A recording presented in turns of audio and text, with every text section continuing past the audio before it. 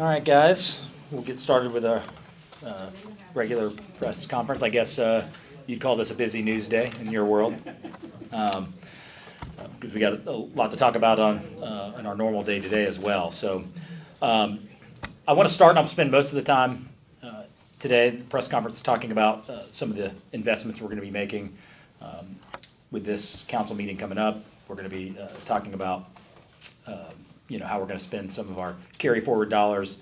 And so we've got some handouts for you that we'll pass out that really focus on three things. And I'll run through, this will have some more detail than I'll probably run through, but I'll give you some of the bullet points here. But we're really focused on public safety, maintenance, and strategic planning. These are things I've talked about 14 months of campaigning, and these really are the anchor of priority for me. I've talked about public safety, feels like every single day, and so I try to do what we say we're going to do, and we're going to focus on public safety. So we'll start with that. You've got again, kind of a one-sheeter there in front of you on public safety investments. We call it our Protect Pensacola 2023 initiative. It includes various things. Upgrades, staffing, enhancements for our first responders. And so I'll start, just go down and give you a little bit of extra context, perhaps on a few of these. The first you see is technology and body camera updates for PPD officers and vehicles. This is a multi-million-dollar investment over 5 years. And this is really going to enhance our ability to keep people safe and enhance the efficiency of the department. We spend a lot of time doing things with some archaic technology, body cameras. That's a lot of hours that we spend collectively as a department.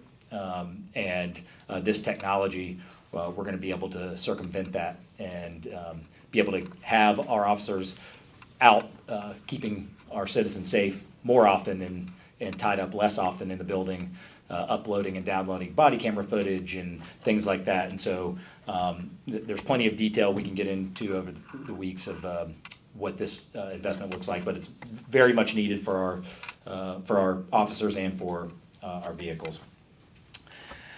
I'm also going to be making a request to the CRA to fund 2 additional officers.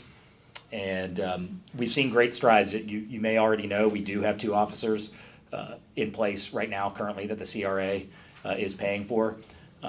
But while they work most of the time primarily during the day, we feel like the progress that they have made, as well as when you really look at the data and you see what the need is especially in our urban core, to keep people safe and how many calls are coming in, that I think it's proven that it is working and improving. It's helping in various areas, that we want to have some additional staffing down there, especially on nights and on weekends. And just a data point that really stuck out to me as we evaluated this was, if you take all of the calls, if you take out some of the procedural calls for service, if you take just the area, the water to the south, A Street to the west, Cervantes to the north, and 17th to the east, that square, it's about 1.7 square miles. So it's less than 5% of the area of our city.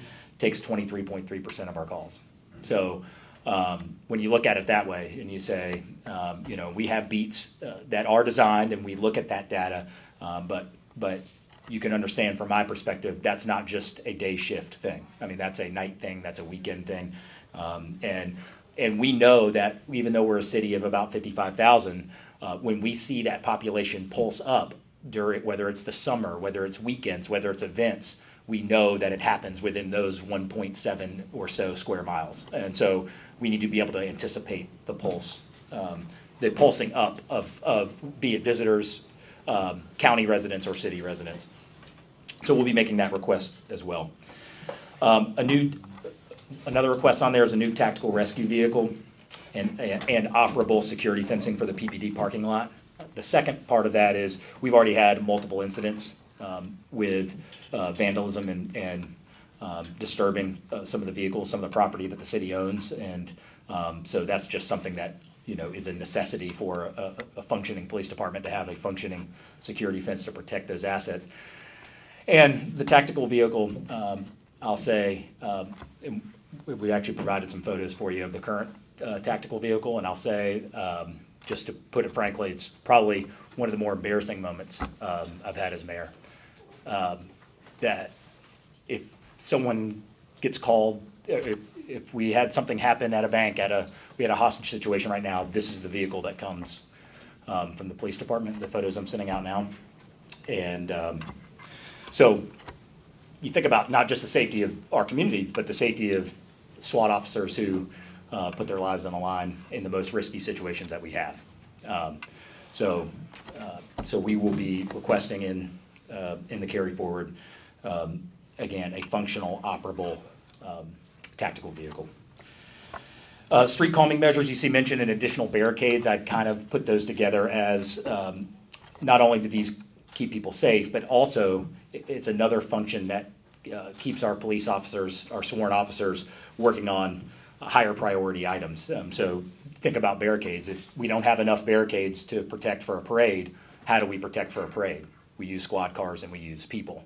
We think that the better investment is to have the proper amount of barricades that we need to protect our community, so our police officers can be out, dealing with a much higher priority than just standing at a corner or standing in the middle of the street. So we'll move forward with that. We're restoring a chief deputy, or a fire chief position, something that was actually proposed in the previous budget by Mayor Robinson, and that's just something that we will uphold and continue as we evaluated what was in the previous budget. And I know that is underway, deputy fire chief position.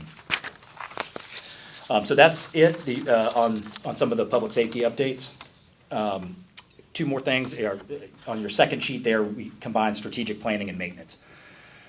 As you can imagine, in year one of being the mayor, you want to know where your feet are, so there's no better time in a 4-year term to evaluate where you are than right now. And so as we get ready to get a transition report back from 29 area residents, experts in their field that we will be getting tomorrow morning, we're going to couple that with some proposed investments in strategic planning. So first, you've heard me mention this already, and again, these are underway. Positions created for the citywide grants office and economic development director position. So those are moving forward. A citywide strategic plan, we've set aside $300,000. If you followed me on the campaign, I said, when you have no plan, everything fits it. And so, we are long overdue for having a citywide strategic plan where we can have an aligned vision as an administration, as a council, and as a community about what's the best direction for the city of Pensacola. When you have that, we start to be able to make more clear, we can see the forest through the trees when we start to have a real strategic plan that we can all get behind. So that is a long, arduous process, understandably, but this funding will get that started. You'll see a citywide land development code study. Same thing. We haven't had a comprehensive look at our citywide land development code, I believe, in 16 years, and anybody who's lived in Pensacola knows that 16 years is a long time in terms of how our city looks now versus how it did 16 years ago. We've done our best, I think, as a community to kind of Band-Aid, as things have changed, and we try to stay up to date with our code and adapt to changing times. But I go back to what I said, to understand where our feet are and the things that we want to try to do in attainable housing, the things that we want to do with traffic calming, the things that we want to do, we have to start foundationally, and we have to start by looking at our land development code. So that really is the first step of any comprehensive change, if that is what we decide to do from here. But this will be that first study to see what's working well in our land development code and what is potential opportunities for change or improvement. And then you'll see a citywide salary and FTE study. Same thing, goes right back to evaluating where we are in terms of being competitive for salary, as well as making sure that our departments are running efficiently. An FTE study is to say, certain departments need this amount of people comparatively. We want to look at the whole thing and make sure that we're running efficiently and we're treating our employees fairly. And then the last thing, that's probably that maybe you haven't heard as much about, but I'll give you kind of the value of it as a congestion management plan. Amy Tootle from Public Works brought this to me, and you know, it is expensive, but here's the real, it's really an economic development spend, and here's how it works. You hear congestion management, and you assume that that means just studying traffic. And while that can be a small part of it, what it really will allow the City of Pensacola to do as we move forward is, once we have an understanding of what the needs are, let's say someone comes in and proposes a 500 unit, you know, complex on a certain street. Right now, we're not equipped to say, do we need a turn lane or do we not? Do we need a light there or do we not? We do our best study.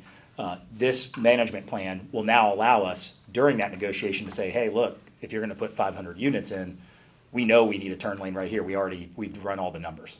And so kind of my statement back to Public Works and David was, if we catch one of those, it's going to cost significantly more than this entire study would cost. So I look at this as, when we want to try to bring investment here and bring business here, this is something that has to be in our toolkit to make sure that, you know, that the taxpayers and that the citizens aren't getting the short end of the stick and footing the bill for something that we could have prevented. So this is going to be, you know, run through Public Works, and I think will be very, very valuable for us.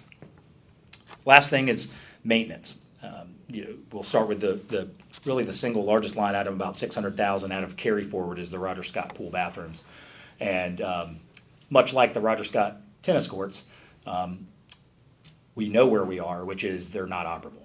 And so we can continue to, you know, kick the can down the road or talk about it in a year, and we're going to be in the exact same place we were. And a city pool, you know, almost morally, a city pool being run without an operable bathroom is not something I'm interested in. And so again, it's one of the largest, I believe the largest line item that we put in there. And we'll have to find some other funding sources that exist, but about $600,000 out of carry forward is going to be dedicated to that. And its projected cost to do the bathrooms are about 1.2, David, about right, about 1.2 million. You'll also see a park maintenance budget in there that's not necessarily defined as specifically as the pool bathrooms. And I'm just in the mode of wanting to maintain the things that we have. And I know our administration, our Parks and Rec department feel the same way. And I tell folks all the time, it's fun to build shiny new things, but when we have 94 parks and 10 community centers, and we have needs to be able to keep those up, and for people, for our residents, for our staff, for everybody who works here to take pride in the parks and the community centers that we have. While it may not be as fun as a groundbreaking, these are things that have to happen. And so that's why maintenance is one of these three key focuses. So this park maintenance budget that I'm mentioning is going to, we aren't necessarily earmarking that for a specific park at this point, but it's ultimately to set aside these dollars, work with our council members, work with our staff to identify a handful of those greatest needs at our parks across the city. But in essence, setting this money aside to maintain the biggest issues that we have at our parks. You'll see the McClellan Road sidewalks for Cordova Park Elementary. Those are non-existent. There's actually folks in Cordova Park who live about 3 blocks from Cordova Park and then drive their child to school because they would have to walk in the car line to be able to walk their kid to school. So that's definitely a need for us. You see PPD and fire building assessments.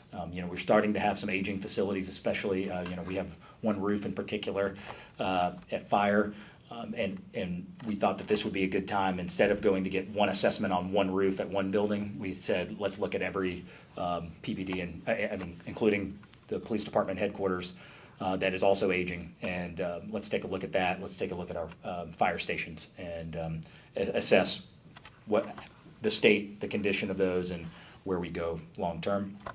And then lastly is the City Hall upkeep and improvements. This is AV improvements. This is functional improvements. You know, one of the big things that I've mentioned to all the employees here is, you know, I think for me to say to an employee of the City of Pensacola that I want you to take pride in working here, it's a requirement of myself and our administration for us to give off the impression that we care about them showing up here and how this building looks, how it operates for the citizen when they come in.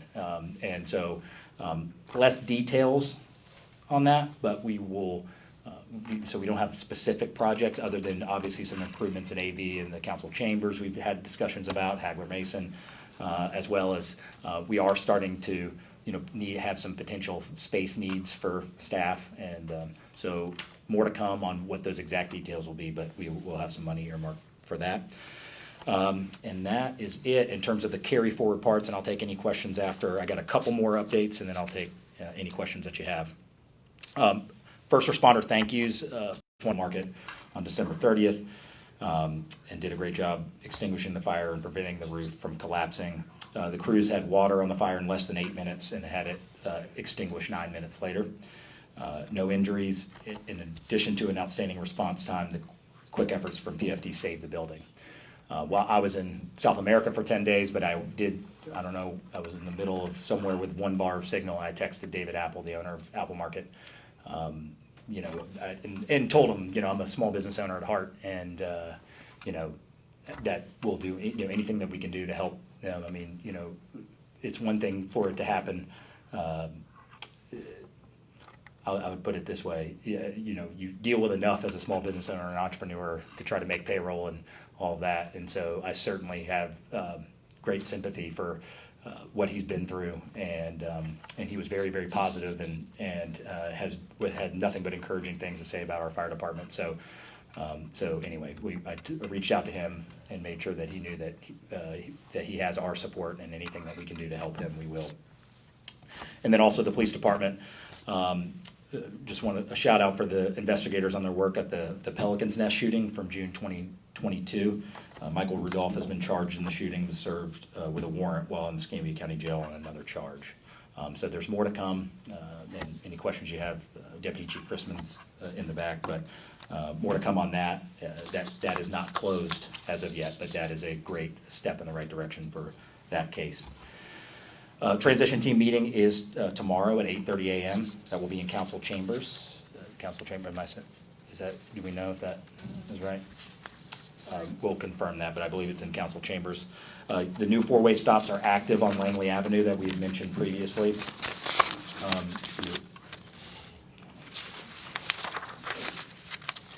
And they're at Langley and Hibiscus and Langley and Leesway. And drivers should use caution in the area as crews continue to complete some final work at the intersections. And then drivers must now approach both of those intersections as 4-way stops. MLK holiday closures. We will be closed Monday, January 16th in observance of Martin Luther King Jr. Day. All city sanitation customers will have a change of schedule again this week, as we've had for a couple weeks during the holidays, and your pickup will be 1 day later. And one last reminder, the Shoot to Cubes public art unveiling is on January 12th, so on Thursday. Now, we will have an unveiling ceremony at 4 p.m. to celebrate the installation of the Shoots to Cubes sculpture at Admiral Mason Park, 200 South 9th Avenue.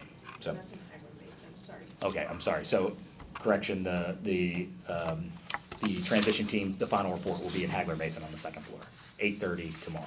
So, and that is my long-winded update. What else do you have? Mayor, these are impressive projects, impressive programs to put on the work list here going forward. How much of this was informed by the transition team findings? What I'd say is I've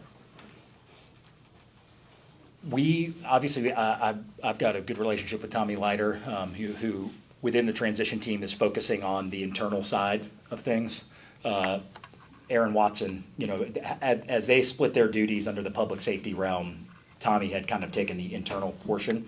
I have not necessarily had any direct conversation with the transition team about, should we do this or should we not do this? But what I would say is that a lot of this is run off of feedback from our police department, feedback from knocking 2,500 doors in 14 months of campaigning, and getting in and looking at data and assessing needs. I'm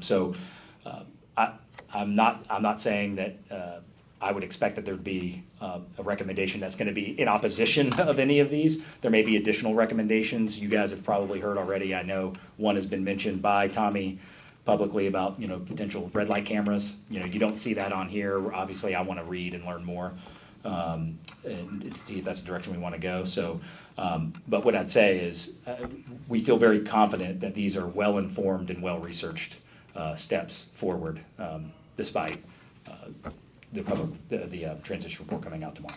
So the transition report has a lot of information in it. Mhm. Is there enough space in your work plan and your budget to accommodate expectations that come out of that when you roll out something like this? Sure. So here's the way I see that. I feel like I put a lot of trust in this staff and this administration to know what our needs are. And I've been very clear since the first meeting of the transition team is that I'm not treating the transition report as a checklist of 1 through 100, 1 through 90 of we're going to start with 1 and then we're going to do 2. I think what we want is the largest collection from some of the brightest minds in our city to say these are needs that we have. Now, if someone, I suspect as someone who's been through, has put together a transition report before, I suspect that as an example, there'll probably be a lot of proposals of new jobs created, well, we're going to have to make a decision, do we create this job? Is that a higher priority? Is it, and so I try to make the expectations very clear that we are not treating this transition report as a checklist of 1 through 100. We're treating this report as let's get the smartest people with the best research and the most expertise to tell us what's happening in these areas. And then we as a administration, we as a staff will then start to calibrate those based on priority. And I'll just use the example. We all know, and we've all had discussions so far about housing, and we know that the crisis that we're in housing, well, there's a good chance we're going to start addressing some of those more than we would address another. And not that the other one isn't important, it's just, we have priorities and we have needs right now. Yeah. So, how much is the carry forward? I can't remember. And will all these items fit within that amount? So, it's funny, that's I joke with Amy LeBoy all the time. That's a big question because it depends on, there's a lot of different ways to say carry forward. But what I'll tell you, and you can get some additional detail from Amy, but what I'll tell you is all of this as proposed fits into that amount. So yeah, everything that I'm explaining to you right now fits into that amount. Sorry, to follow on that and ask it from a different angle. Yeah. I did hear about a couple of potential other funding streams such as CRA dollars for the officers and so on, but if there was a price tag on all 3 categories together or each category individually, do you have that approximately? Amy, would it be, yeah. Yeah, so to answer the previous gentleman's question, the total Hey, hearing Amy. is 200. Here, come on. Sorry. We can hear. So the total carry forward is about $260 million, which is a lot of money. But you got to understand that a lot of this is coming from the airport. It's $158 million. So that's not the portion that we're talking about. When you're talking about the investments that the mayor is referring to, he's specifically talking about carry forwards in the general fund and the local option sales tax fund. Local option sales tax fund is the 1 cent penny that was voted by voters. So that by itself was $2.8 million. And then in the general fund, we had an additional $5 million.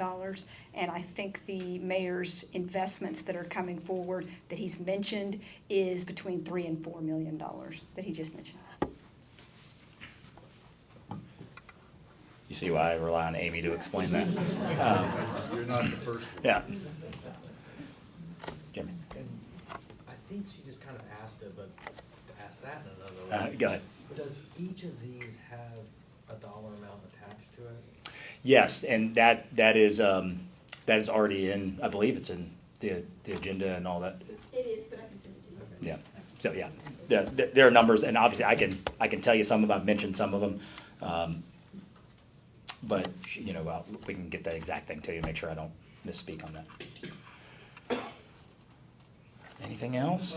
Yeah. I just had some specific questions about some things you brought up. So you mentioned that the chief deputy fire chief position Yeah. was in the previous budget, so why is that being included in the carry forward? Yeah, so let me step back and be clear on this. These are all things collectively, the vast majority of what you have here is going to be funded with what Amy described. But we have a couple of things that, these are decisions that we've made in these first 30 or 60 days. So as you said, you'll see on here, it doesn't say all of this is funded through carry forward. It's just the majority of what we're talking about here is. And what I mean is, with that position specifically, obviously, as you can imagine, when a budget is adopted, a matter of weeks before a new administration begins, there's still decisions to be made on whether, if our administration didn't think that that position was necessary, we wouldn't have to fill the position. So that's the point, is that even though it's not new dollars, this is a reinforcement of, no, we believe that this is something that needs to be filled. And, if we had to make cuts or had to do something, we would make them elsewhere, because this is an emphasis for us. So yeah, that gives you a little bit of that differentiation. Sorry, I got another question. Go ahead. So Mayor Robinson, in his first year, also tried to do a strategic plan, and Mhm. I think they had a meeting or two, but I don't think much came of it. I guess, what are you gonna do differently that Yeah. than Robinson did? Well, part of it's the investment, $300,000. It's pretty significant because it really requires, some kind of outside consultant or outside agency to get, there's so much going on here day to day to task a city administrator or someone on staff with putting together all of the public feedback you need. I have some experience with this previously, the Bruce Beach and hashtag project through SCAPE.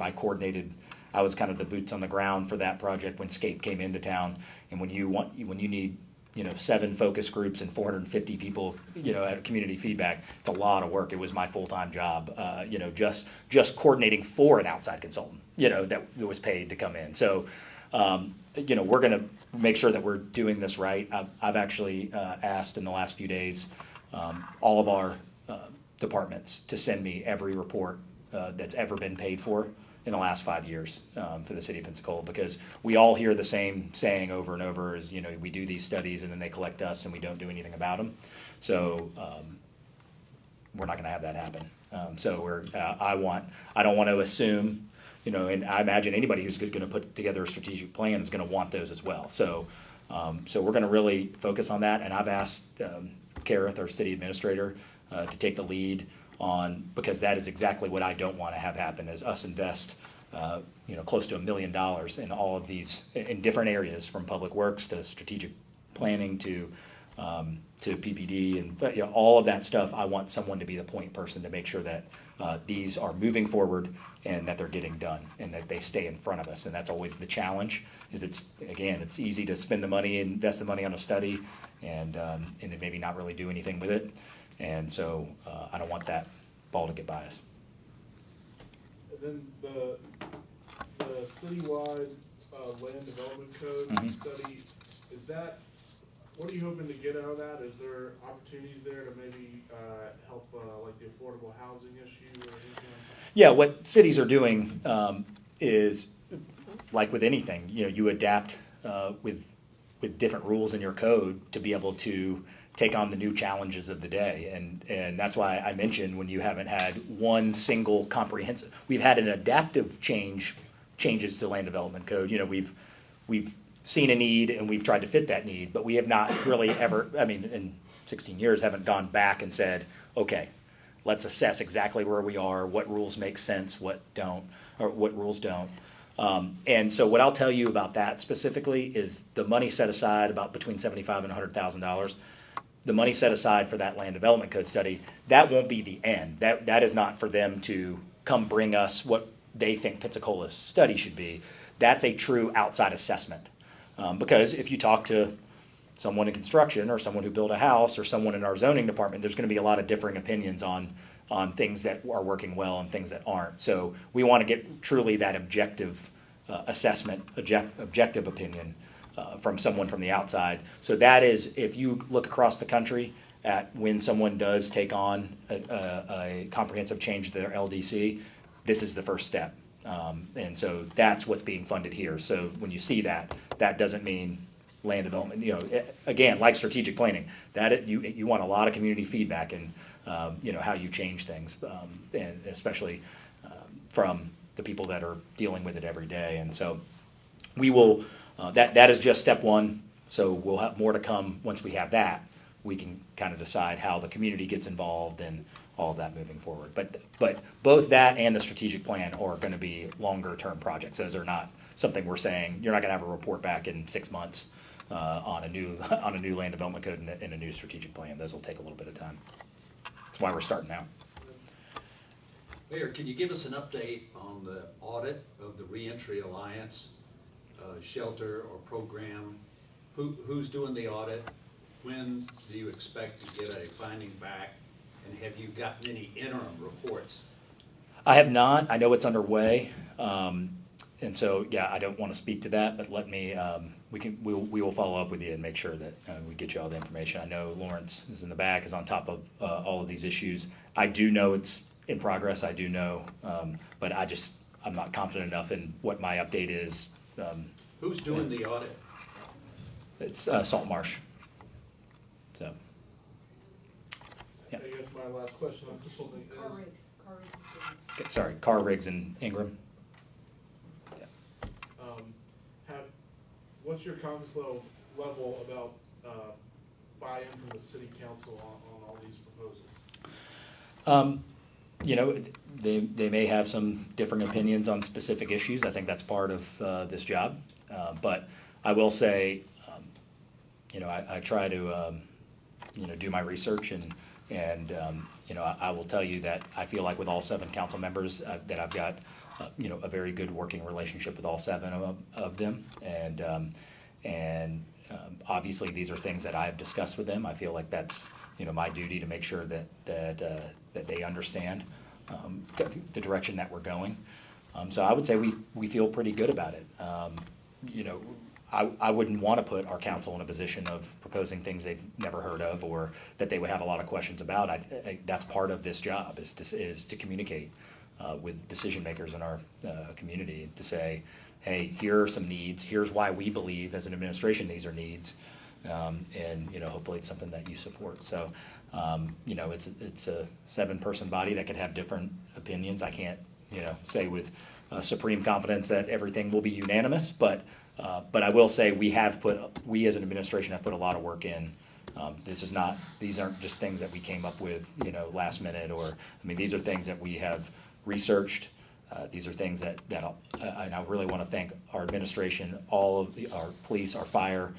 We asked a lot of questions.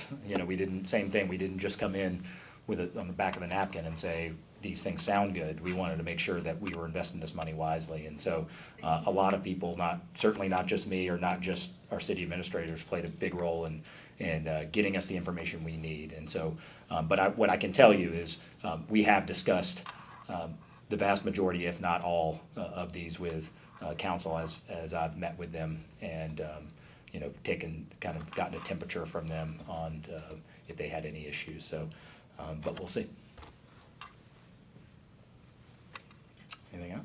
Yep. Yeah, on the Roger Scott pools, Yeah. This is related to the Roger Scott pool house. I was talking to Councilwoman Brer. Mhm. She was, saying you couldn't really discuss the pool house without discussing how, the pool is not available much. Right. Beyond the wise use and Yep. Roger Scott daycare. Do you have any solutions to that? Yeah. And have you considered or discussed with the Y any modifications to the city's arrangement?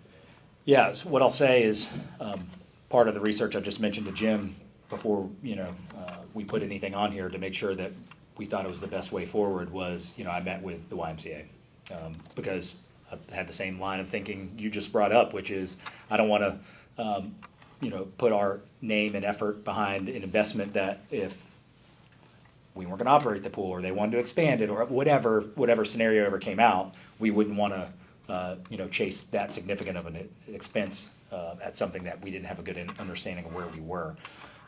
You have to understand too, there's 2 separate leases with the YMCA. One is a much longer lease for the Vickery Center, And then there's a separate lease for the pool that right now runs through the season of 2023. But what I'll say is that, you know, the YMCA knows that this is an investment that's needed, and they have indicated to me that they are very open-minded about short-term and long-term solutions to making sure that the citizens, you know, can have access to their pool. And that right there was really the spirit of the meeting, is to say, hey, if we're going to make an investment as taxpayers, we've got to have access. And so I think we've got pretty clear expectations on that. And I think, and I want to be very clear, in no way do I think the YMCA is adversarial in this. I think they are very open-minded. They understand where we're coming from. And you know, there is potential, you know, talk in the future that, you know, maybe we can collaborate and create some additional pool space for our city. Not necessarily that the city operates, but you know, that's something I'm open-minded to. That could be a solution, Jeremy, to your question, which is, you know, hey, this is a city pool facility. We want to make sure that our city residents can access it. Anything new on the Amtrak? You know, it's funny, probably, man, a month ago, I had read the article that Amtrak was going to bring service to Mobile. And so Alex Smith, the assistant, and myself have been, since then, have actually been trying to work the phones to say, you know, hey, if you're going to Mobile, we should at least have a conversation. If you're already opening, you know, cracking the door open, is that something that we should look at? And so that's certainly a conversation I want to have. It's a complicated one. There's a lot of people involved, including folks that, you know, I guess entities that may not be as interested in adding passenger rail. So what I can tell you is we are definitely exploring that option. And understand, you know, the last time we had service, I just said, think about how different Pensacola was 16 years ago than it is today with land development code. Think about how different Pensacola is right now, whether it would have service or not. So, I mean, compared to 2004 or so, I believe it was right before Katrina, I think is when it ended. So, absolutely something that we're interested in taking a look at. But, you know, we haven't made any significant steps yet at this point. This one Yep. is from Walker Wilson had indicated to us, that completely different topic, getting vested, that he was interested in talking to the city, perhaps the county, about a Pelican drop type New Year's Eve event downtown.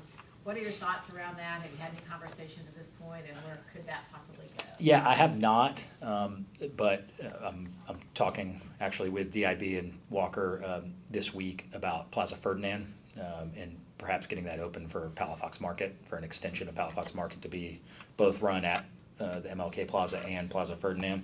They have the demand, and certainly I like the idea of getting that park activated on Saturdays and having more people moving around our city. So I imagine we'll probably broach that subject then. So I need to learn, you know, more about, you know, what the needs are. But hey, you know, I say I'm a place-making economic developer. Any ideas that, you know, build place for our city, for our residents, for our tourists, I'm always open-minded to. So, you know, looking forward to hearing what they have to say. That's it. Thank you, guys. Appreciate it.